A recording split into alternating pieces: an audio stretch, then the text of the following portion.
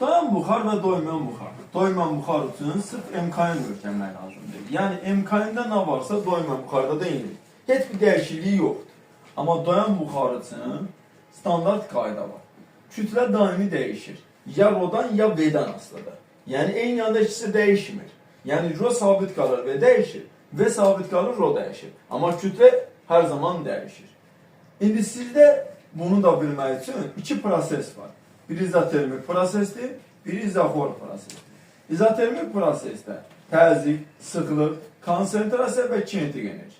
Bunlar da sabitdir. Sadəcə olaraq MV ilə düz asılıdır. Yəni kütlə artır və yaxud da azalır. İzoxor prosesdə isə kütlə, sıxlıq, konsentrasiya və təzyiq temperaturla intensiv düz asılıdır. Bunu kvadratik çəkirlər. Amma intensiv düz asılının mənası var ki, yəni düzdür, məsələlərində temperatur 2 dəfə artırdı, 3 dəfə artırdı söhbəti olmayacaq. Maksimum şəkildə qızır və yaxud da soyuyur olur. Qızırsa bunlar artır, soyursa bunlar azalır. Siyyor. Amma bəzi misalları var ki, həmin misallarda məsələn ikisi vardır. Yəni sizə atmışam, baxsaq orada da görəcəksiniz. Doyan buxara aid iki misallar var. Biri 19-dadır, biri də 16-17-dədir, bu hissədədir. Bunlar intensiv düz asılıdır. Yəni belə deyək də, doymayan buxarın temperaturu artır, bir də doyan buxarın temperaturunu artır. Sizə sorsalar ki, hansında təzyiq daha çox artır? Doyan buxarda. Çünki doymayan buxarda təzyiqlə temperatur düz asılıdır. Yəni teni 2 dəfə artıranda təzyiqdə 2 dəfə artacaq. Amma doyan buxarda temperaturu məsələn 2 dəfə artırsa, təzyiq 5 dəfə, 10 dəfə arta bilər. Ona görə doyan buxarda təzyiqin artımı daha çox olur. Nəinki doymayan buxarda. Yəni bu hissəsini. İndi davam edək. M, yəni kütlə rho ilə düz asılıdır. Çünki bu düstura əsasən və kinetik enerji isə bu standartdır. Temperaturdan asılığı kinetik enerjinin hər zaman 2-də 3 KT düsturunu ödəyir. Yəni ki, kinetik enerji MKN-də də temperaturla düz asılıdır, termodinamikada da düz asılıdır, doymayan buxarda da düz asılıdır, doyan buxarda da temperaturla kinetik enerji düz asılıdır. Yəni kinetik enerji ilə temperaturun belə desə ortaq zərti hər yerdə mövcuddur. İki kəmiyyət də var bir də. Sıxlıq və konsentrasiya. Sıxlıq və konsentrasiyada M0 vurulsun N düsturuna görə eyni şeyi ödəyir. Həm doymayan buxarda, həm doyan buxarda, həm MKN-də, həm də termodinamikada. Konsentrasiya hansı xassəni ödəyirsə, sıxlıqda eyni xassəni ödəmiş olacaq. Bu oldu sizdə doyan buxar. Amma ikisi bir yerdə olan hal var. Yəni doyan və doymayan buxarın. Bir var izoxor prosesdə. İzoxor prosesdə təzyiqin temperaturdan asılıdır. Bu formada, sonra isə bu formadadır. Bu hissə doyan hissədir, bu hissə doymayan hissədir. Eyni qrafik, yəni eyni xassə sıxlıq və konsentrasiya üzrə mövcuddur. Amma belə desək, sizdə doyan buxarda sıxlıq və konsentrasiya eyni qrafiki ödəsə də, doymayan buxarda eyni qrafiki ödəmir. Çünki doymayan buxarda MKN-ə tabidir. MKN-də də izoxor prosesdə sıxlığına konsentrasiya da sabitdir. Ona görə onun qrafiki bu formada gedir. Bu hissə yenə doyandır, bu hissə doymayandır. Bir də var ki sizdə izotermik prosesdə. İzotermik prosesdə isə yəni P-nin, Rho-nun və N-in V-dən asılı qrafiki isə bu formadadır. Bu hissə sizdə doyan buxardır. Və doyan buxarında xassələri orada dediyi kimidir. Yenə də deyirəm. Doyan buxarda 5 dənə kəmiyyəti bilmək vacibdir. P, Rho, N, T, bir də kinetik enerji. Doyan buxarda bunlardan hər hansı biri sabitsə digərləri də sabitdir. Biri artırsa digərləri də artır. Biri azalırsa digərləri də azalır. Yəni bu 5 dənə kəmiyyəti əzbərləmək kifayət edir. Yerdə qalanlar isə verilən düsturlara əsasən ödəmiş olur. Bu oldu sizdə doyan buxar və doymayan buxar. İndi isə gəlirik sizdə temperaturlara. Bir buxarlanma sürəti var. Bir qaynama temperaturu var, bir böhran temperaturu var, bir də şeh nöqtəsi. Hamısı bir dərsin içindədir. Hamısı bir dərsin içindədir. Buxarlanma sürəti. Buxarlanma sürəti temperaturdan asılıdır. Düz. Buxarlanma sürəti sahədən asılıdır. Düz. Buxarlanma sürəti təzyiqdən asılıdır. Tərs. Buxarlanma sürəti növdən asılıdır və buxarlanma sürəti hava cəryanından asılıdır. Qaynama temperaturu. Qaynama temperaturu təzyiqdən asılıdır. Düz. Qaynama temperaturu hündürlükdən asılıdır. Tərs. Qaynama temperaturu növdən asılıdır. Qaynama temperaturu kütlədən və müddətdən asılı deyil. Böhran temperaturu. Maye ile doyan buxar arasındaki fərqin yox olduğu temperaturdur. Yəni sizdə temperatur böhran temperaturundan böyük olarsa qaz halındadır, temperatur böhran temperaturundan kiçik olarsa maye halındadır. Şərh nöqtəsi. Mayenin doyan hala keçdiyi temperaturdur. Şərh nöqtəsində nisbi rütubət 100% olur. Nisbi rütubətin 100% olmasından çıxan nəticələr var. Parsial təzyiq doyan buxarın təzyiqinə, sıxlığına, konsentrasiyasına bərabər olur. Və qurunun göstərişi yaşın göstərişinə bərabərdir. Və bu oldu sizdə doyan buxar. Doyan buxar olan hissəsi getdi. Düzdür, burada bir yer var, onu yazarıq. Tamamilə düşünəşdə rütubət məsələsi. Düzdür, mütləq rütubət rahatdır. M bölünsün V və yaxud da PM bölünsün RT. Amma nisbi rütubət. Rho böl Rho0. Düzdür, vurusun 100% var, onu mən yazmıram. M böl N0, P böl P0 və yaxud da M bölünsün V vurulsun Rho0. Sizdə temperatur sabit qalarsa, məsələn, qurunun göstərişi, quru ilə otağın temperaturu eynidir. Sabit qalarsa, yəni konstant qalarsa, onda fi Rho ilə düzdür, N ilə düzdür, P ilə düzdür, M ilə düzdür. Hətta belə desək, yaşın göstəricisi ilə də düz asılıdır. Ümumiyyətlə, nisbi rütubət fi, yəni sizdə 20 sınavda var, quru ilə yaşın fərqi ilə tərs asılıdır. Sürətdəki ədədlərlə düzdür, son dövrdə qəbul olan məxrəzdəki ədədlər də düşüb, yəni kəmiyyətlər. Məsələn, birində var, N0-dan asılıdır. Məxrəcdə olduğuna görə tərsdir. Yəni sürətdəkilərlə düz, məxrəzdəkilərlə tərs asılıdır. Birinci hissədə, başqa var. Onda rəqsi 2 hissəli keçək. Çünki 2 dənə yerdədir rəqs. Ümumiyyətlə, rəqslər sizdə bütün şəkildə desək. Məsələn, mexaniki rəqsləri xarakteriz edən kəmiyyət XM-dir, periyoddur, tezlikdir, dövrü tezlik və yaxud da dairəvi tezlik, bir də faza. Mexaniki rəqsləri xarakteriz edən kəmiyyətlər. XM və yaxud da A. Periyod, belə başlanğıcı T bölünür, tezliyin düsturu M bölünsün T'dir. Omeganın düsturu, Omeganın düsturunu bütöv yazacağım, 2pi bölünsün T, 2pi nü, o da bərabərdir 2pm bölünsün T, o da bərabərdir kökün altında K bölünsün omega, o da bərabərdir kökün altında J bölünsün E. Buradan siz riyazi rəqqasın və yaylı rəqqasın da periyodların üstünü çıxarda bilərsiniz. 2pi bölünsün T'ni buna bərabərləşdirsəz, yaylı rəqqasın periyodu çıxır, 2pi bölünsün T'ni buna bərabərləşdirsəz, riyazi rəqqasın periyodun düsturu çıxır artıq. Yəni, düsturdan əvvəl T'ni tapmaq və yaxud da nü-ni tapmaq. Sonra isə fi də bərabərdir omega T və yaxud da fi bərabərdir omega T üstənsin fi 0. Burada bəzi kəmiyyətlər var, bir-birinə əlaqəsi var. Necə? Ümumiyyətlə 2 ailədir. P, V, Y kinetik bir ailədir. A-dır, F-dir, Y potensialdır, X-dir. Bunlar bir ailədir. Bu ailə maksimal olarsa, bu ailə 0 olur, 0 olarsa maksimal olur. Bu ailə artırsa, bu ailə azalır, bu ailə azalırsa, bu ailə artır. Ailələr arasında əlaqə necədir? V X-in törənməsidir, A-imiz isə V-nin törənməsidir. F A ilə düzdür, P V ilə düzdür. Kinetik enerji V-nin kvadratı P-nin kvadratı ilə düzdür. Potensial enerji X-in kvadratı F-in kvadratı ilə düzdür. Yəni burada bizdə P bərabərdir MV-dir, F bərabərdir MA-dır. Kinetik bərabərdir sizdə PV bölünsün 2, P kvadrat bölünsün 2M, MV kvadratı bölünsün 2'dir. Potansiyel enerji ise bərabərdir KX kvadrat bölünsün 2, Fx bölünsün 2, F'in kvadratı bölünsün 2K. Bir de var tam enerji. Potansiyel enerjinin, kinetik enerjinin cəmidir. Yəni həm potansiyelin maksimal qiymətidir, yeri gələndə kinetikin maksimal qiymətidir. Tam enerjinin özünün də düsturları sadədir. Bu düsturların sadəcə indeksinə M artısı PM, VM bölünsün 2, PM'in kvadratı bölünsün 2M, M, VM'in kvadratı bölünsün 2, K, XM'in kvadratı bölünsün 2, FM, XM bölünsün 2, o da bərabərdir FM'in kvadratı bölünsün 2K. Yəni verilənlərə əsasən. Sonra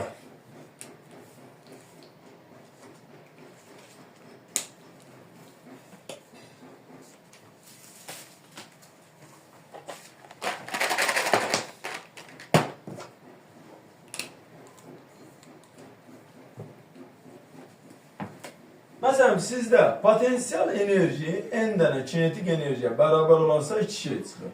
Belə ki, Vm bərabərdir kökün altında n üstə gəlir 1 vur V, Pm bərabərdir kökün altında n üstə gəlir 1 vur P'yə. Və yaxud da kinetik enerji n dənə potensial enerjiyə bərabər olarsa, onda Xm bərabərdir kökün altında n üstə gəlir 1 vurulsun X'a və yaxud da Fm bərabərdir kökün altında n üstə gəlir 1 vurulsun F'ə. Bərabər olmuş olacaqdır. Burada A'm bərabərdir omega kvadratı Xm və yaxud da omega vursun V. Omeganın üstüləri oradadır. Gətirib yerinə qoysun. V omega Xm və yaxud da A'm bölünsün omegadır. Yenə də omeganın üstüləri oradadır. Gətirib yerinə qoysun. Sonra gəlir Fm. Fm M vurulsun A'mə. A'mın üstüləri yuxarısındadır. Pm də eyni ilə M vurulsun V'mə. V'min də üstüləri yuxarıdadır. Məsələn, sizdə f bərabərdir 10 kosinus 6 pi-t veribsə, deməli burada f'mi verib 10'dur, omeganı verib 6 pi-dir. Sonra da aparıb düsturlarda yerinə qoyursunuz. Və yaxud da ki, məsələn, p-nin t-dən asılı qrafiki verilibsə sizdə, burada duran ədəd periodu, burada duran ədəd isə p-mi verir, yenə də aparıb yerinə qoyub düsturları çıxartmış olursunuz. Bu olur sizdə harmonik rəqslər. Bir də var məcburi rəqslər. Məcburi rəqslərdə isə A-nın omegadan və yaxud da nüdən asılığı veriləndə burada duran ədəd sizə maraqlı olmalıdır. Bu da A-dır. Və burada duran ədədlər əsasən, yəni Xm-dir A, burada duran ədədlərin hesabına siz düstur çıxartırsınız. Necə? Omeganı buradan tapıb, gedib orada yerinə qoyub, istənilən kəmiyyəti tapa bilərsiniz. Yəni omegadan asılı olan. Və yaxud da omega var burada, A var. Omega ilə A varsa, deməli gətirib burada bunu qoyub, A'mi və yaxud da V'mi tapa bilərsiniz. Yəni verilənlərə əsasən. Və burada amplitud sürtünmə qüvvəsi ilə tərs asılıdır. Və yenə də eyni ilə məcburi rəqslərin periodu sistemin perioduna və yaxud da məcburi rəqslərin, daha doğrusu tezliyi sistemin tezliyinə, periodu da sistemin perioduna bərabər olmuş olur. Və bu oldu sizdə mexaniki rəqslər. Bir də var elektromagnetik rəqslər. Elektromagnetik rəqslərin, mexaniki rəqslərin biraz sadədir. Sonra da onun dalğaları var. İkisinin dalğalarını da keçəcək. Sonra dediyim kimi ikinci hissəyə girəcəyik. Elektromagnetik rəqslər. Elektromagnetik rəqsləri əslində bizdə mexaniki rəqslərə baxanda çox sadədir. Elektromagnetik rəqslər. Düzdür, burada baş verir rəqs konturunda. Çox vaxt çünki bunu belə verir. Rəqs konturu. Orada da iki şeydən ibarətdir. Bir kondensatordan, yəni bu elektrik sahəsini xarakterizə edir. Bir də ki sarğazdan, bu isə maqnit sahəsini xarakterizə edir. Bu kəmiyyətlər özləri heç bir kəmiyyətdən asılı deyil. Sadəcə özlərinin düsturunda olan kəmiyyətlərdən asılıdır. Dielektrin uzunluğu sahə və məsafədən. S. L isə içlikdən və sarğıların sayından asılıdır. Ailənin üzvlərində nələr var? Q, U, elektrik sahəsi enerjisi, enerji sıxlığı. Fi, I, maqnit sahəsi enerjisi, maqnit sahəsi enerji sıxlığı. İki ailəsi arasında kontaktı, yəni körpünü quran cərəyan şiddəti Q-nün törəməsidir. Yəni ikisi arasında əlaqəni quran budur. Q, CO-dur, elektrik sahəsi enerjisi CO kvadrat bölü 2, Q bölünsün 2, Q kvadrat bölünsün 2'dir. Burada fi bərabərdir L vurulsun idi. Maqnit sahəsi enerjisi L kvadrat bölü 2, fi bölünsün 2 və fi kvadratı bölünsün 2L. Bir də var tam enerji. Tam enerji bərabərdir sizdən elektrik sahəsi enerjisi üstəyər maqnit sahəsi enerjisi. Yenə də bayaqki kimidir. Bu da bərabərdir elektrik sahəsi enerjisinin maksimalı və yaxud da tam enerji bərabərdir maqnit sahəsi enerjisinin maksimalı. Eyni düsturları yazıb sadəcə indekslərinə M artıracağız. S UM-in kvadratı bölünsün 2, QM UM bölünsün 2, QM-in kvadratı bölünsün 2C, o da bərabərdir L İM-in kvadratı bölünsün 2, o da bərabərdir FIM İM bölünsün 2, o da bərabərdir FIM-in kvadratı bölünsün 2. Və yenə burada da var uşaqlar. Məsələn, maqnit sahəsi enerjisi N dənə elektrik sahəsi enerjisinə bərabər olarsa, onda UM kökün altında N üstə gəl 1 vurulsun U, QM kökün altında N üstə gəl 1 vurulsun Q-yə bərabərdir. Və yaxud da tam tərsi. Elektrik sahəsinin enerjisi bərabərdir N vurulsun maqnit sahəsinin enerjisinə, onda da Eyni ilə 2 dənə şey çıxır. Birincisi fiyen bərabərdir. Kökün altında en üstə gəl 1 vurulsun fiyen. İyen bərabərdir. Kökün altında en üstə gəlinsin 1 vurulsun iyen. Yəni çıxan nəticələr.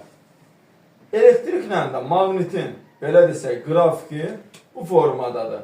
Burada duran da tam enerjidir. Burada duran ədəd tam enerjidir. Yəni qrafiklərində. 8'də 1 T vardı sizdə. 8'də 1 T'də elektrik sahəsi enerjisi maqnit sahəsi enerjisinə bərabər olub tam enerjinin yarısıydı. İndi əlaqələr necədir? Əlaqələri belədir. UM QM bölünsün C-yə bərabər. Hətta epsilon M də ona bərabərdir. Epsilon M isə omega vurulsun phi M.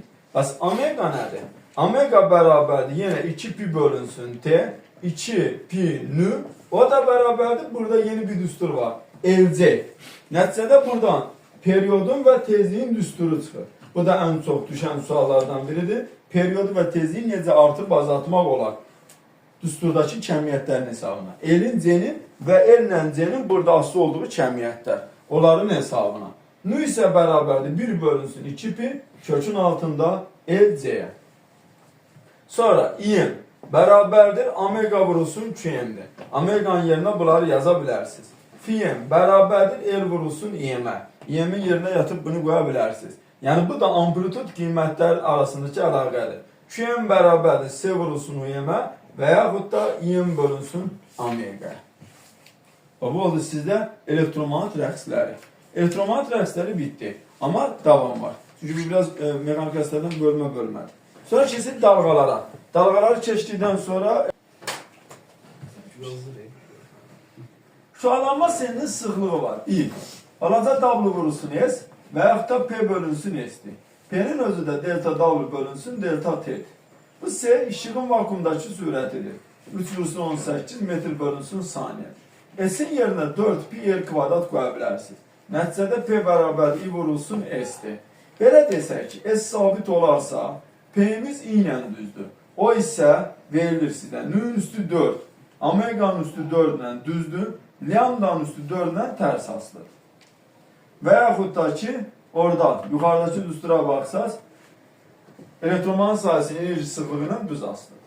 Və yaxud da tam tərsi deyək. Bu dəfə P-ni sabit qoyar. P-ni sabit qoyanda İ'miz S ilə tərs, eyni ilə R'in kvadratı ilə tərs asılıdır. Yenə də davam edirik uşaqlar. I sabit olarsa. I sabit olarsa onda P S ilə R'in kvadratına düz asılıdır. Belə desək ki, bizdə 3 dənə kəmiyyət var burada.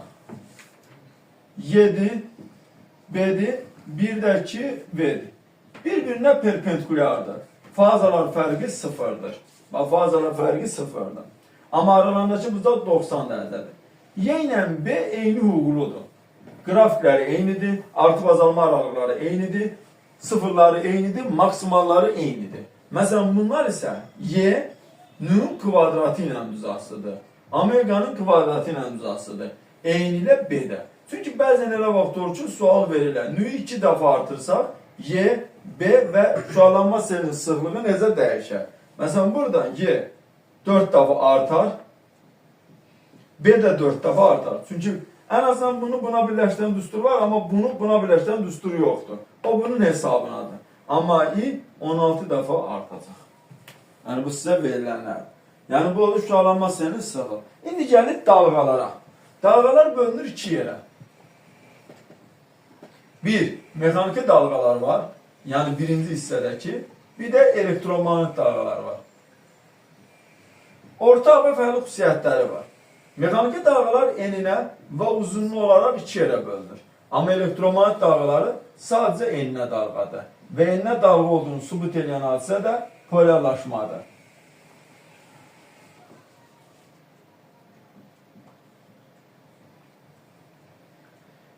Polyarlaşmanın da istifadə olunduğu cihaz turmalin kristalıdır.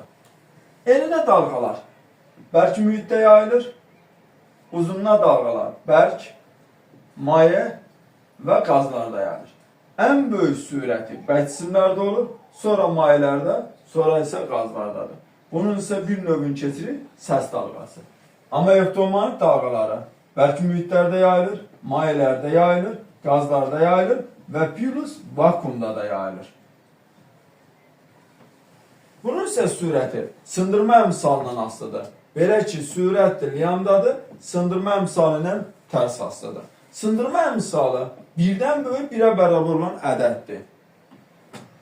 Sındırma əmsalı vakuumdakı sürətlə mühitdəki sürətin və yaxud da vakuumdakı dalğa uzunluğuna, mühitdəki dalğa uzunluğunu bir-birinə neçə dəfə fərqləndirib göstərən kəmiyyətdir.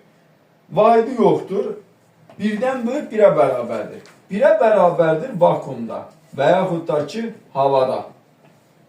Bu zaman V S-yə, lambda isə lambda 0-a bərabər olur.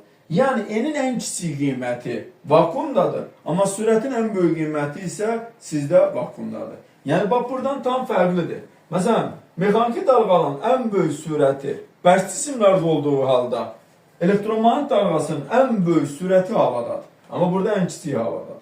Yəni, bir-birinin tərsidir. Yəni, ortaq cəhətləri də var, fərqli cəhətləridir. Ən birdən böyük olanda, yəni hər hansı bir mühitə daxil olanda sürət azalır. Eyni ilə dalğa uzunluğu da azalmış olur. İndi ortaq cəhətləri də var, fərqli cəhətləri də. Ortaq cəhətləri nədir? Məsələn, burada da X-ın R-dən asılığı verilərsə, 4 dənə sayısız lambdadır. Məsələn, burada da, məsələn, Y-nin və yaxud da B-nin R-dən asılığı veriləndə 4 dənə sayısız, burada da lambdadır. Burada da lambda bərabərdir V vur T-dir. Burada da lambda bərabərdir V vur T-dir. Düzdür, lambda 0 da var, o da S vurulsun T-dir. Yəni, ortaq və fərqli xüsusiyyətləri. Sonra hər ikisində, yəni dalğanın hər ikisində bir cins mühit olarsa, yəni bir dənə mühit olarsa, mühit dəyişmirsə, bir cins mühitdə sürət sabitdir. Düzdür, elektromagnet dalğalarında sındırma əmsalı da sabitdir. Və lambda T ilə düz, nü ilə tərsdir. Amma bir mühitdən digərinə keçiddə eyni olan xüsusiyyətləri yenə lambda V ilə düzdür, sındırma əmsalı ilə tərsdir, amma period və tezlik sabitdir. Yəni bir mühitdən digər mühitə keçəndə burada da eyni vəziyyətdir, mexaniki dalğalarda da eyni vəziyyətdir. Lambda V düz asılıdır, N ilə tərsdir, period və tezlik isə dəyişmir. Bu oldu sizdə rəqslər və dalğalar. Bu bitdi. İndi isə gəlirik. Deməli, uşaqlar, maqnit və elektrik sahəsində hərəkətlər. Elektrik sahəsində, keçən dəfə demişdim, yenə də təkrar edim. Elektrik sahəsində bircil sahə var, bir də qeyri-bircil sahə var. Bircil sahədə şu zərrəciklər istiqamətində daxil ola bilər. Məsələn, bu istiqamətində daxil olmaq budur. Ümumiyyətlə, istiqamətində daxil olmaq, o deməkdir, sürətin istiqamətinə, intensivin istiqaməti üst-üstə düşsün. Ha mənfi olsun, ha müsbət olsun, fərqi yoxdur. Bir də var ki, əksi istiqamət.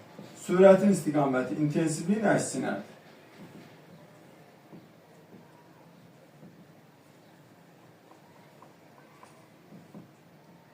Və əksinədir. Bu hissəni çəkdikdən sonra intensivlik müsbətdən çıxır, mənfi edilir. Qüvvəni çəkməlidir. Müsbət yüklü mənfiyə cəzb olunur. Mənfi yüklü müsbətə cəzb olunur. Müsbət yüklü mənfiyə cəzb olunur. Mənfi yüklü müsbətə cəzb olunur. Və nəticə etibarilə birincisində qüvvə ilə sürətin istiqaməti üst-üstə düşdüyünə görə bərabər yeniləşən. İkincisində qüvvənin istiqaməti sürətin istiqamətinin əksi olduğuna görə bərabər yavaşlayan. Üçüncüsündə yenə eyni şeydir. Qüvvənin istiqaməti sürətin istiqamətinin əksi olduğuna görə bərabər yavaşlayan və dördüncü. Qüvvənin istiqaməti sürətin istiqaməti üst-üstə düşdüyünə görə bərabər yeniləşən. Bərabər yeniləşən hərəkətdə bərabər yeniləşən A müsbət sürət, impuls, kinetik enerji artır, potensial enerji isə azalır.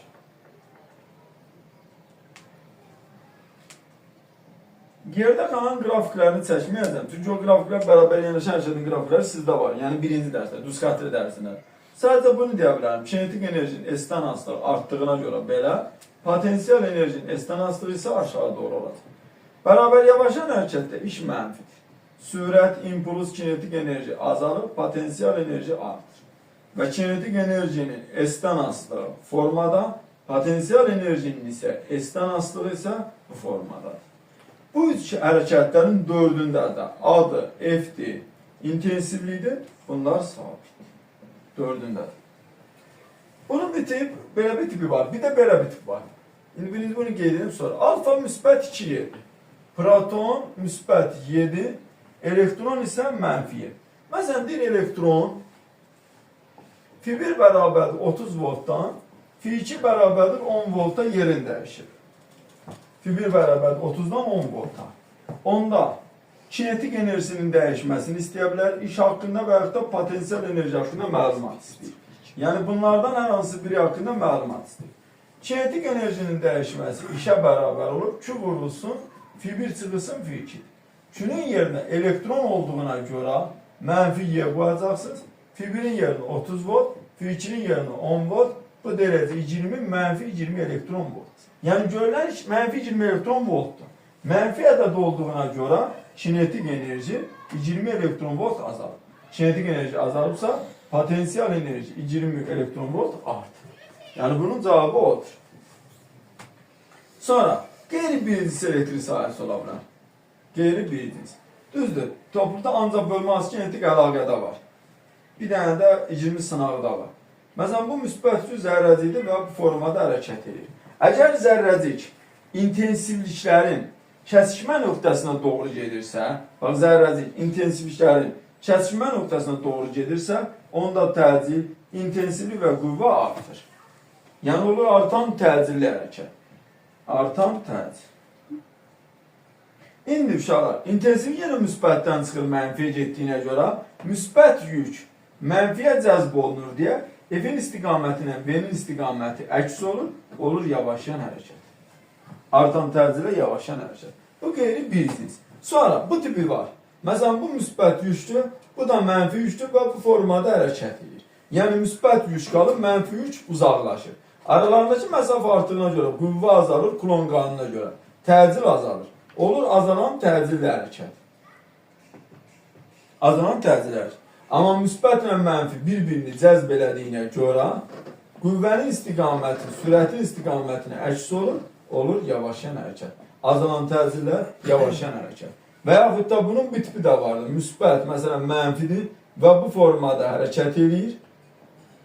Aralarındakı məsafə getdikcə azalır, qüvvə artır, təcil artır. Və müsbət mənfini cəzb edir deyə qüvvənin istiqaməti ilə sürətin istiqaməti üst-üstə düşür, olur azalan, artan təcillə yeniləşən hərəkət. Yəni bu tipdən mövcuddur. Bu elektrik sahəsindədir. İndi gəlin maqnit sahəsində hərəkət edəcəkdir. Maqnit sahəsində hərəkət bundan biraz qısadır. Deməli uşaqlar, bizdə maqnit sahəsinə gəlsək. Maqnit sahəsində hərəkət biraz bundan sadədir. Niyə? İnduksiya vektoru verilir. Fərqi yoxdur. İstiqaməti nəsin? Əksi istiqamət. Fərqi də yoxdur. Müsbət yük olsun, mənfi yük olsun.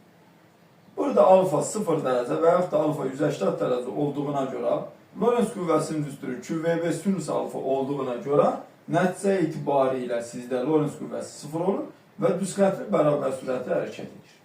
Yəni bunun sürəti, impulsu, kinetik enerjisi, potansiyel enerjisi sabit. İkinci halı var ki, alfa 0 dərəcə ilə 90 dərəcə arasında olur. Yəni bu induksiya vektorudur. Məsələn, bu da müsbət yüz dərəcədir və bu formada daxil olur. Bu zaman spiralvari hərəkət edir. Yəni onun hərəkət forması bu formadadır. Və üçüncüsü, alfa bərabərdir 90 dərəcə olanda isə Lorentz qüvvəsi QVB olur. Bu isə çevrə üzə hərəkət olur. Düzdür, ən çox düşən hissəsi bax budur. Çevrə üzə hərəkət, yəni perpendikularlıq şərti. Burada Lorentz qüvvəsinin düsturu QVB-dir, təcilin düsturu QVB bölünsün M-dir və düsturlarında kimin nə varsa ondan asılıdır. İmpulusun düsturu MV və yaxud da QBR-dir. Radiusun düsturu MV bölünsün QB-dir. Periyod 2πm bölünsün QB-dir. Tezlik QB bölünsün 2πm'dir.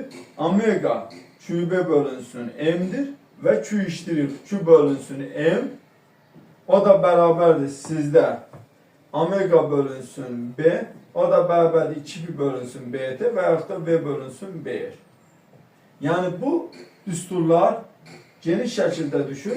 Əsasən də periyoddur, tezlikdir, omegadır ki, bunlar sürətdir, impulsdur. Yəni şərt olmadığı sürəcə perioddur, tezlikdir, omeqadır, sürət, impuls, kinetik enerji və plus radius bunlardan asılı deyil. Sonra burada kinetik enerjinin düsturu var. F vurulsun, L bölünsün 2'dir. Və burada alfa zərrəcikləri var ki, alfa zərrəciyinin protonun, yəni beləsə alfanın proton haqqında soruşulur. Alfa zərrəcinin kütləsi protonun kütləsindən 4 dəfə, alfa zərrəcinin yükü isə 2 dəfə böyükdür. Məsələn, Lorentz qüvvəsi F alfa 2 dənə F protona bərabərdir. Sonra təcili A alfa bərabərdir, A proton bölünsün 2'ye. Radiusu R alfa bərabər 2R protona, T alfa bərabər 2T protona, Nu alfa bərabər Nu proton bölünsün 2'ye. Və yaxud da omega alfa bərabərdir, omega proton bölünsün 2'ye. Bu da alfa ilə proton haqqında məlumat. Yəni bu hissəsi də sizdə idi. Sonra məsələn bu tipdə şəkil vardı, sizdən soruşulurdu. Deyirdi 2 dənə zərrəcidir, sürəti bərabərdir. Biri bu formada hərəkət edir, biri bu formada hərəkət edir. Sizdən soruşduğu şey, ilk öncə Q-iştirikləri müqayisə edin. Sizdən necə müqayisə edirsiniz? İnduksiya vektoru ovuzunuza daxil olur, 4 barmaq sürət, baş barmaq bu tərəfə gedir. Deməli, 1 müsbətdir, 2 mənfidir. Bunun radiusu budur R1, bunun radiusu da budur R2. R1, R2-dən kiçikdir. Q-iştirikin düsturu V bölünsün BR-dir. Onda belə çıxır ki, Q1 iştirik böyüdür Q2 iştirikdən. Yəni, bunda bu cür müqayisə eləyir. Bu oldu sizdən mağnit sahəsi və üçlü zərrəsinin hərəkəti. İstərində bir dənə neutron var ki, yəni bura yazıram sadəcə olaraq, neutron. Neutron yükü 0 olduğuna görə, yəni Q bərabər 0 olduğuna görə, elektrik də sahəsində də, mağnit sahəsində də fərqi yoxdur. Yəni elektrik olsun və yaxud da mağnit olsun fərqi yoxdur. Hər zaman düz xətti bərabər sürətlə hərəkət edir. Hər zaman. Yəni bunun ona aidiyyatı yoxdur. Bu da var. Məsələn, bu solar qaydası. Solar qaydasını düzdür, bir çox şey bilirik. Yəni, ən azından solar qaydası nədir, onu bir dənə yada salaq. Solar qaydası 2 dənə yerdə var. Birində amper qüvvəsidir, birində Lorentz qüvvəsidir. Amper qüvvəsində induksiya vektoru ovuza daxil olur, 4 barmaq cərəyan şiddətinin istiqamətində olur və amper qüvvəsi isə baş barmaqdır. Lorentz qüvvəsində isə yenə induksiya vektoru perpendikulyar şəkildə ovuza daxil olur. 4 barmaq, bu biraz fərqlidir. 4 barmaq istiqamətində müsbət yüklü zərrəciyin sürəti, əksi istiqamətində isə mənfi yüklü zərrəciyin istiqaməti olur. Lorentz qüvvəsi yenə də baş barmaqdır. Bir də var ki, sizdə Savyi-Purgu qaydası. Savyi-Purgu qaydasında cərəyan şiddəti olur, bir də induksiya vektoru olur. Belə ki, bu baş barmaq istiqamətində tutulur. Bu isə 4 barmağın fırlanması istiqaməti göstərilir. Bir də var ki, Savell qaydası.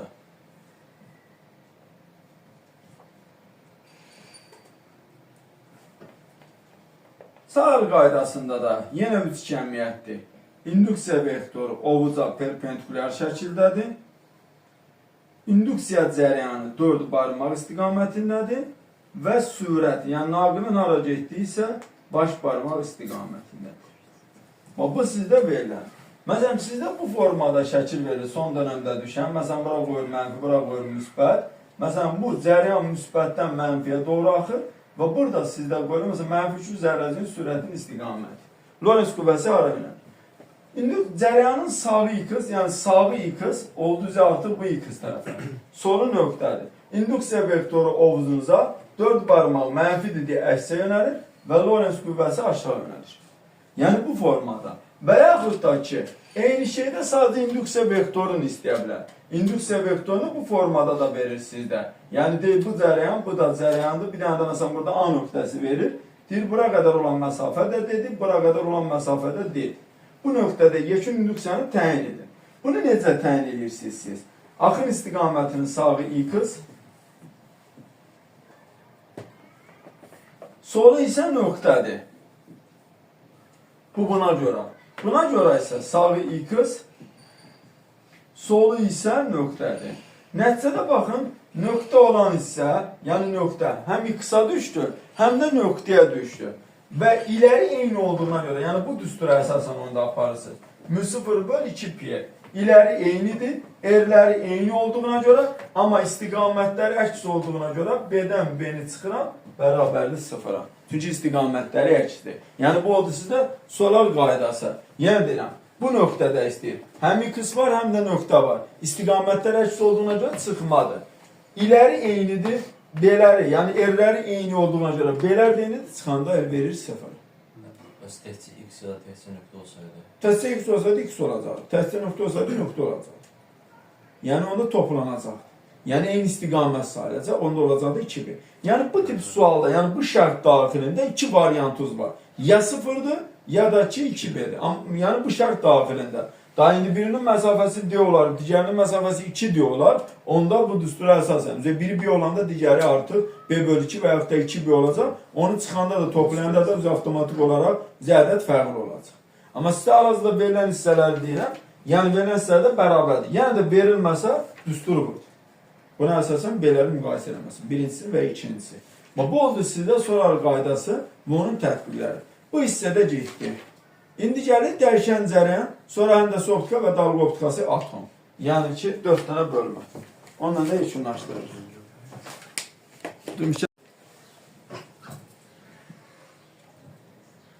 3 dənədir. Birincisi rezistor qoşulan, ikincisi sizdə kondensator qoşulan və üçüncüsü sarğaz qoşulan. Bunda yaranan müqavimət aktiv müqavimətdir. Bunda yaranan tutumdur. Bunda yaranan ise induktiv müqavimətdir. Yəni bu R, bu IKC, bu ise IKS'dir. R'imiz rho vurulsun L bölünsün S'dir. İyem ise Uyem bölünsün R'dir. Ve göründüğü kimi bunların düsturunda, yani İyem olsun, R olsun, omega'dır, nüdür, T'dir yoktur. Ve bunların düsturunda I ile U eyni uğrudur. Töreme yoktur. Yani i artanda törəmə yoxdursa, biri artanda digəri də artar. Biri azalanda digəri də azalar. Biri sıfırsa digəri də sıfırdır. Yəni birinin qrafiki sinusdur, digərinin qrafiki sinusdur. Yəni törəmə yoxdur. Amma bura gəlir. İKC 1 böl omega Z. İyem isə Uyem. Omega, daha doğrusu belə desək, Uyem omega S. Yəni belə desək, İyem bərabərdir, Uyem bölünsün İKC. Burada omegadan da asılıdır, Z'dən da asılıdır. Nü'den de asılıdır. Omega 2 pi nü, belə desə 2 pi bölünsün T'dir. C'miz epsilon, epsilon 0, S bölünsün D'dir. Yəni burada artıq həm IKC, həm də İ düsturunda nə varsa hamısını asılıdır. Çünki bunların düsturunda onlar artıq mövcud. Və burada sizlər İ Q'nun törəməsi olduğuna görə İ U'nun törəməsi iləndir. Artıq burada törəmə var. Yəni biri artanda digəri azalır. Gəlir buna İKSL. İKSL omega L. Bu da omegadan asılıdır. Nü'den de asılıdır. Yani 2 pi nü və yaxud da 2 pi bölünsün T. L'in özü isə içlikdən asılıdır. İyemə gəldikdə isə Uyem bölünsün XL, yəni Uyem bölünsün omega L. Yəni bunun da cərəyan şiddəti omegadan, L'dən, XL-dən asılıdır. Və burada artıq I U'nun yox, U İ'nin törəməsi ilə asılıdır. Artıq burada da törəmə mövcud. Törəmə mövcud olduğu yerlərdə biri artanda digəri azalır. Üçü bir yerdə qoşula bilər.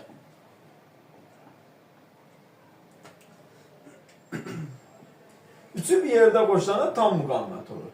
Tam müqavimətin düsturu R'in kvadratı üstə gəlsin, İKSL çıxılsın, İKC'nin kvadratıdır. İKSL'in düsturu buradadır, İKC'nin də düsturu buradadır. Hər hansı biri dövrədə olmasa, bax hər hansı biri dövrədə olmasa onun müqaviməti yeni 0 yazısı birbaşa. Hər hansı biri.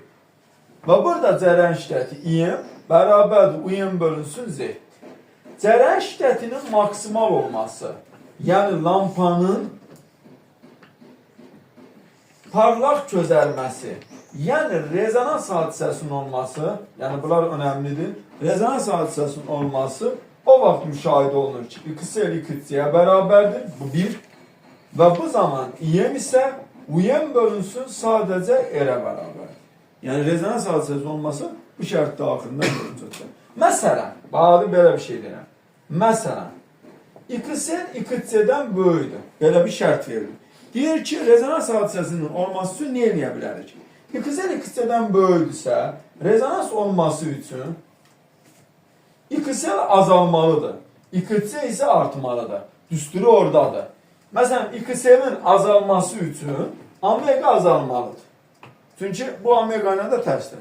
Yəni, məsələn, omega azalsın, nu azalsın, period artsın. Onda, məsələn, rezonans hadisəsi baş verə bilər. Yəni, onlar bərabərləşməsi mümkün ola bilər. Bax, bu oldu sizdə dəyişən elektrik cəryanı. Yəni, normativdə əslində xassələri bu qədərdir. Yəni, 2 dəfə OTK-yə düşüb, OTK-da da ancaq soruşdan İEM-lər haqqında məlumatdır. Tezliyi artanda lampanın parlaqlığı necə dəyişir? Siz orada da İEM-lərə baxırsınız. Tezliyi ilə hansı düzdür, hansı tərsdir və yaxud da hansı asılı deyil. Bu oldu sizdə dəyişən elektrik cəryanı. Təbii səbici linzalar. İşarəsi budur. Bax, səbici linzalar. Səbici linzalarda xəyal hər zaman mövhümidir, kiçildilmişdir. Mövhümü kiçildilmiş və düzünədir. Yəni, qamması birdən kiçikdir, yenə də qamma bərabərdir, F bölünsün dedi. O da bərabərdir. Xəyalın ölçüsü bölünsün cismin ölçüsünə. Burada mənfi, daha doğrusu D bərabərdir, mənfi 1 bölünsün F-in modulu. O da bərabərdir 1 bölünsün de, çıxılsın 1 bölünsün F-in modulunu. Səbici linzalarda paralel gələn düz xətt yuxarı səpilir, uzantısı F-dən keçir və mərkəzdən keçən olduğu kimi keçir, gedir. Yəni, bu səbici linzalardadır. Toplayıcı linzanın, səbici linzanın fərqi nədir? Toplayıcı linzalarda cisim yaxınlaşanda xəyal uzaqlaşıb böyüyür. Səbici linzalarda isə cisim yaxınlaşır, eyni ilə xəyal da yaxınlaşır və yenə də böyüyür. Sonra linzalar sistemi. Linzalar sistemi. Linzalar sisteminin fokus nöqtəsi F1 üstəgəl F2-yə bərabər. Optik qüvvəsi isə D1 üstəgəl D2-yə bərabər. Burada D bərabərdir 1 bölü F, F bərabərdir 1 bölünsün D. Sonra paralellik şərti. Paralellik şərtində isə L bərabərdir F1 üstəgəlsin F2-dir. Müstəvi güzgülərdə şua gəlir, eyni bucaq altında da qayıdır. Yəni, bu bucaq alfadırsa, bu bucaq da alfadır. Sonra, alfa, yəni sınma qanında lambda ilə, V ilə düz asıdır, sındırma əmsalına tərs asıdır. Yəni, sinüs alfa bölünsün. Sinüs beta bərabərdir V1 bölü V2, lambda 1 bölü lambda 2, o da bərabərdir N2 bölünsün N1. N'in özünün düsturu ST bölünsün D. Burada T zamandır, D isə həmin mühitin qalınlığıdır. Yəni, bu düsturu vardır. Sonra tam daxili qayıtmada sinüs alfa 0, yəni tam daxili qayıtma. Sinüs alfa 0 1 bölünsün N isə bərabərdir 1 bölünsün sinüs alfa 0-a. Yəni, N ilə alfa 0 tərs asıdır. Alfa 0-dan birinci mühitin sındırma əmsalı, ikinci mühitin sındırma əmsalına böyük olarsa baş verir. N optik sıxlığı xarakterizə edir. N optik sıxlığı xarakterizə edir. Məsələn, vakuum və mühit var. Vakuum və mühit. Vakuumla mühitə keçəndə sındırma əmsalı artır, lambdası V'si azalır, amma periodla tezliyi dəyişir. Yəni, burada sürət S-dirsə, burada sürət S bölünsün N. Burada lambda 0-dırsa, burada lambda bərabərdir, lambda 0 bölünsün N. Lambda 0 da bərabər S bölü T və yaxud da S bölünsün N. Yəni, bu oldu sizdə həndəsi optika, qısa şəkildə. Önəmli olan hissə, dalğanın, daha doğrusu sizdə, yəni həndəsi optikada, xəyalların qurulmasıdır. Ya bunu əzbərləməlisiniz, ya qurmalısınız. Standart olaraq, içindən birini eləməlisiniz. Məsələn, adi müstəvi güzgülərdə xəyal qurulması sadədir. Yəni, bu nöqtə verilir, buradan bura qədər perpendicular çəkirsiniz, olduğu qədər də uzadırsınız. Və burada məsafələr eyni. Xəyalı özü boydadır, düzünədir və mövhümidir. Gələk buna sferik çökük güzgülərə.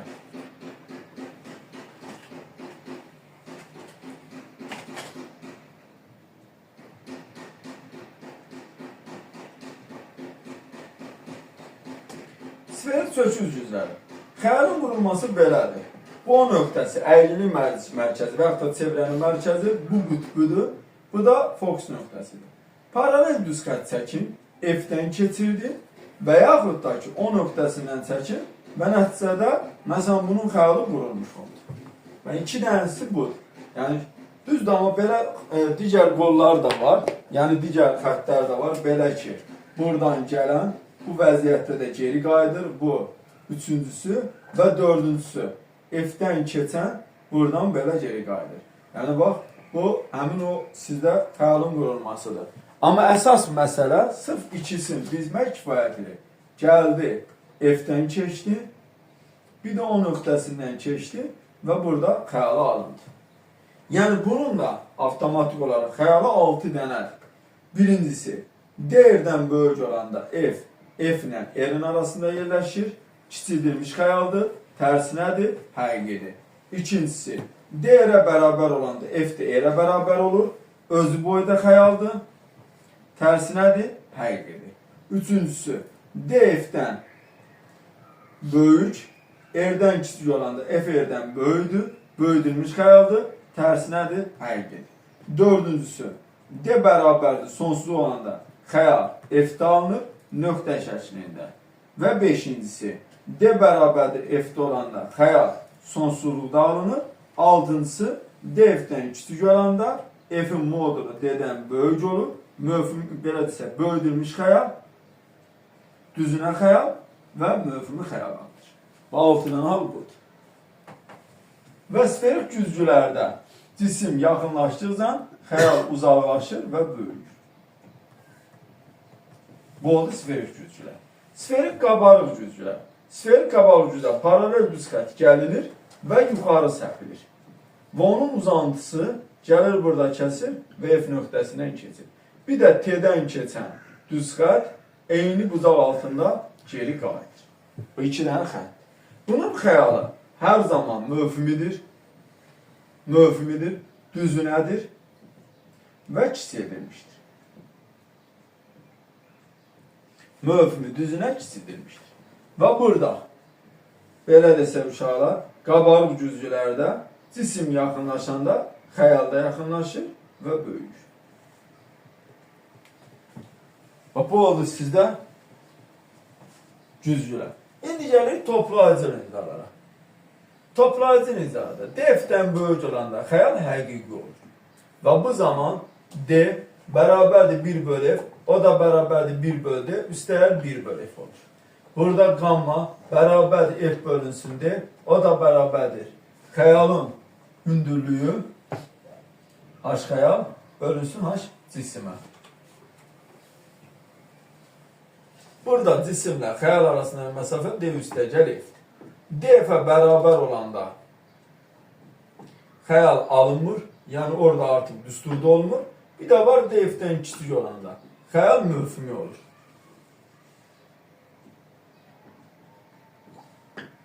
Xəyal möfhümi olur. Və burada cisimlə xəyal arasındakı məsafə F-in modulu çıxılsın dedi. D-miz isə bərabərdir 1 bölü F-ə, o da bərabərdir 1 bölü D, çıxılsın 1 bölü F-ə. Toplayıcı nizədə də xəyalın qurulması. Yenə də 6 hal burada da var. Birincisi, D bərabərdir sonsuzda olanda xəyal F-də olur. İkincisi, D 2F-dən böyük olanda xəyal F ilə 2F-in arasında yerləşir. Belə desək, həqiqi olur, tərsinə olur, kiçildilmiş olur. Üçüncüsü, D bərabərdir, 2F-ə bərabər olur. Üçüncüsündə. D bərabərdir, 2F olanda xəyal da 2F olur, qamma 1 olur, özü boyda olur. Deməli, özü boyda olur, həqiqi olur, tərsinə olur. Dördüncüsü, D 2F-dən kiçik, F-dən böyük olanda. Xəyal 2F-dən böyük olur, böyüdülmüş olur, tərsinə olur, həqiqi olur. Qamma 1-dən böyük. Beşincisi, D-F-ə bərabər olanda xəyal sonsuzda alınır. Altıncısı, D-F-dən kiçik olanda xəyalın məsafəsi D-dən böyük olur. Və xəyal düzünə olur, böyüdülmüş olur, amma möfhüm olur. Bax, bu oldu toplayıcı linzalar. Və toplayıcı linzalarda xəyalın qurulması nədədir? Paralel düz xətt çəkilir və o hər zaman F-dən keçir. Bir də mərkəzdən keçən düz xətt çəkirsiniz. Yəni mərkəzdən keçən. Düzdür, üçüncüsü də var. Bəzən olur ki, üçüncüsündə soruşurlar. F-dən keçir və paralel çıxır. Yəni bu da olacaq sizdən belə desək, xəyalın qurulması. Toplayıcı linzalar. İndi gələk səvici linzalar. Dispersiya hadisəsi, yəni üçbucaqlı prizmada baş verir. Lənglərin spektra bölünməsidir. Qırmızı, narıncı, sarı, yaşıl, mavi, göy, bənövşə. Qırmızıdan bənövşəyə getmək, yəni narıncı, sarı, yaşıl, mavi, göy, bənövşə. Qırmızıdan bənövşəyə getdikdən sındırma əmsalıdır, enerjidir, nüdu azalır, lambdası, daha doğrusu artır. Lambdası və isi isə azalır, bir də meyillilik. Yəni sınma, bunlar da getdikcə artır. Dispersiya olan isə biri budur. Yəni dispersiya hadisəsi bildiyiniz, yəni bunlardan söhbət. Üçbucaqlı prizma. İkincisi polarlaşma. Polarlaşma cismin belə desə, daha doğrusu işığın enini olduğunu sübut edən hadisədir.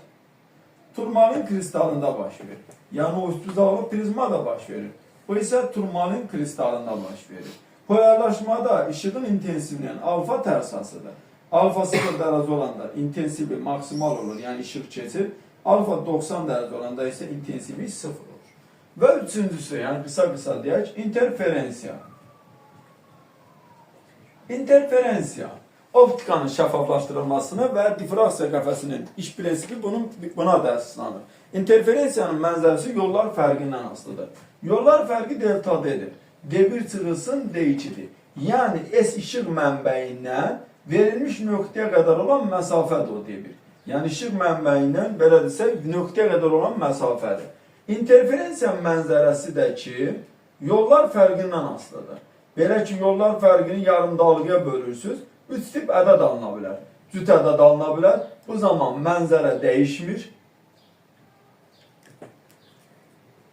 Tək ədəd alına bilər, bu zaman minimumlarla maksimumlar bir-birini əvəz edir. Yəni biri azalır, digəri artır. Belə desə, daha doğrusu, qısa şəkildə belə yazar. Maksimumlarla minimumlar bir-birini əvəz edir. Və əgər kəsir ədəd alınarsa, onda maksimumlar azalır, minimumlar artmış olur.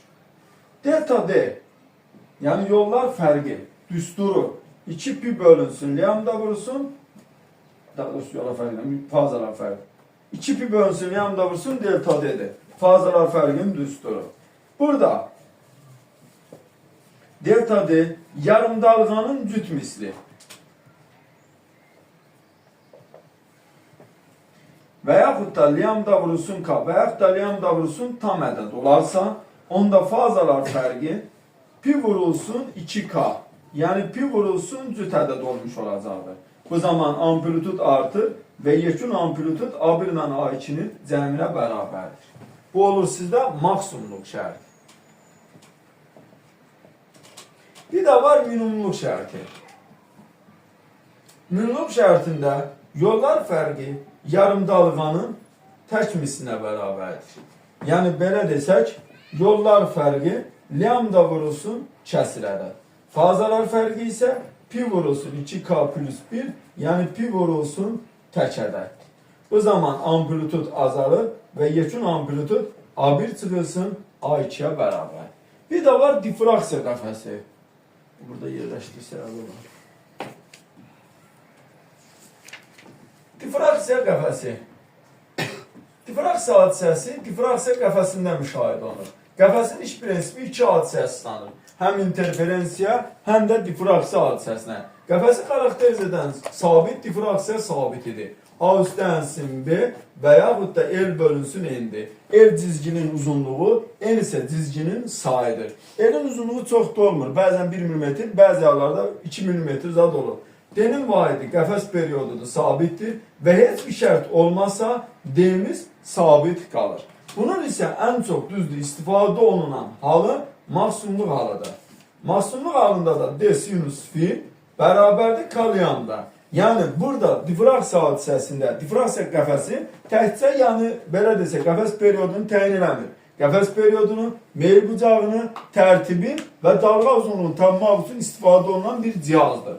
Burada da K-nın ən böyük qiymətini istəsələr, K-nın ən böyük qiyməti D bölünsün lambdadır. Yəni sinus fi 1-ə bərabər olarsa, D-nin yerinə L bölünsün N, lambdanın yerinə isə S bölünsününü qoya bilərsiniz. Difraksiya ilə dispersiyanın bir fərqi var. Dispersiyada ən çox sınan, ən çox meyl edən bənövşəyi rəng olduğu halda, difraksiyada ən çox sınan, ən çox meyl edən qırmızı rəngdir. Yəni yerdə qalan hər bir şey, yəni enerjisidir, lambdasıdır, V-sidir, standartdır. Yəni qırmızıdan bənövşəyə gəldizə, lambda V azalır, enerjidir, sındırma əmsaldır, artır. Amma meylilik bir dənə tərsinədir. Difraksiyada ən çox meyl edən qırmızı, dispersiyada ən çox meyl edən bənövşəyidir. Ən az meyl edən isə qırmızıdır. Yəni bunların bir dənə fərqi odur. Yerdə qalanlar isə heç bir şey ortaqdır. Bununla da bitdir.